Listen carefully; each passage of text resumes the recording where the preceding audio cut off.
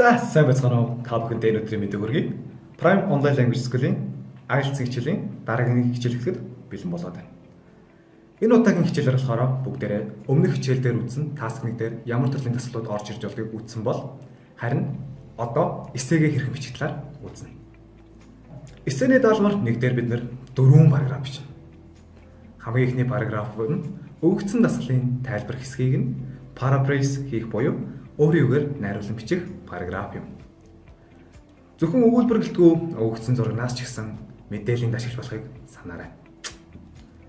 Хоёр дахь параграф дээр өгөгдсөн мэдээллийн гол мэдээллийг нь оруулсан параграф бичдэг бөгөөд үүндээ бид нэр 2-оос 3 ширхэг гол деталийг оруулах их сайн байдаг. Overview paragraph дээр бүгдээрээ тоон өгөгдөлт дурдлаггүй ерөнхий трендийг илүүтэйгээр ярьдаг.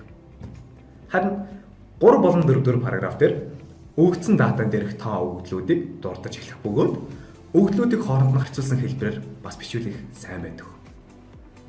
3 болон 4 параграфыг нэгтгээд нэг цэцбэр болгож болдог.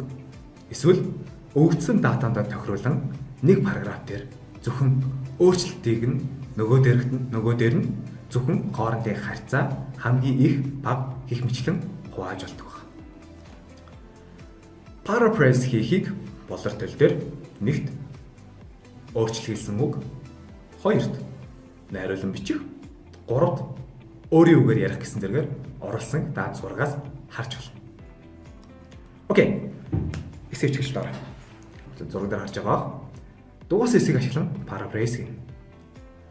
Өгөгдсөн өгүүлбэр болон paraphrase хийсэн өгүүлбэрийг харах юм бол бүгдээ paraphrase хийсэн хэсгүүд нь өнгөөр ялцсныг та энэ өгүүлбэрээс харж болж байна. Жишээ нь graph гэдэг өгөгдсөн graph and line graph учраас line graph гэж сольж байна. Харин underground station гэдгийг London Metro station гэд shows гэдэг үйл үгийг болохоор depict гэж сольж байна. Бас passenger гэдэг үгээ бүгдээрээ commuter болгож сольж байна. Үндсэн асуултын өгүүлбэр болох The graph shows underground station passenger number in London өгүүлбэрийг энэ active voice буюу идэвхтэй цаг дээр бичигдсэн байсан бол үүнийг нь passive voice болгон хувиргуулжлаа бүгдээ. Okay, next. Дараагийнх нь болохоор overview paragraph. Буцаа зураг руугаа.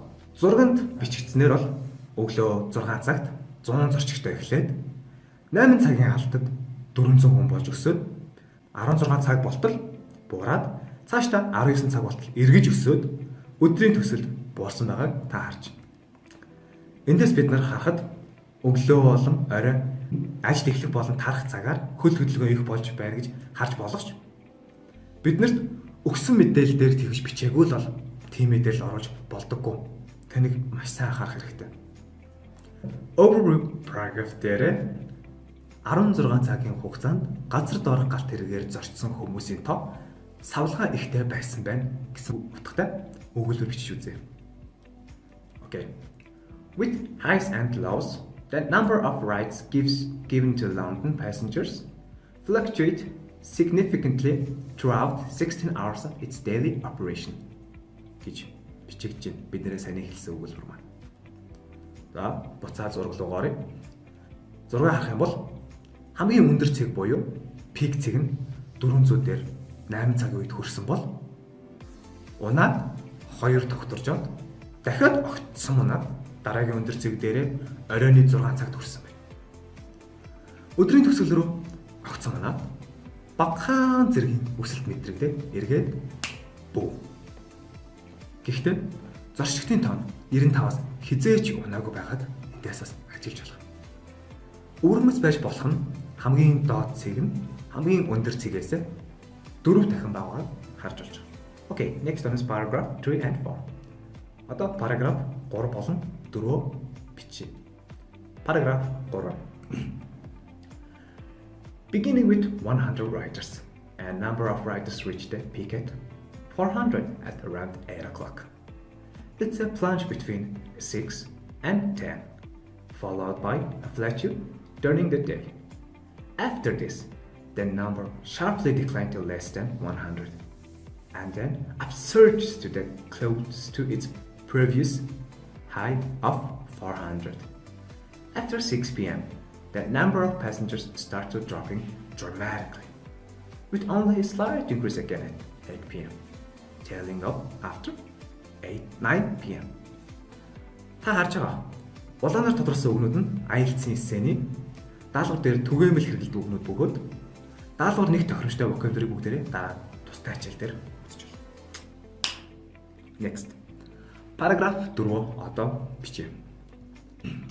The busiest time of the day at 8 o'clock in the morning and at 6 o'clock in the evening.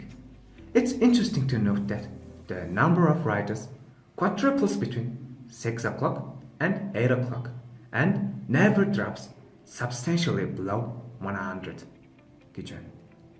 Энд дөр улаанаар тодорхойлсон эсэхийг сайн зэждэх хэрэгтэй шүү.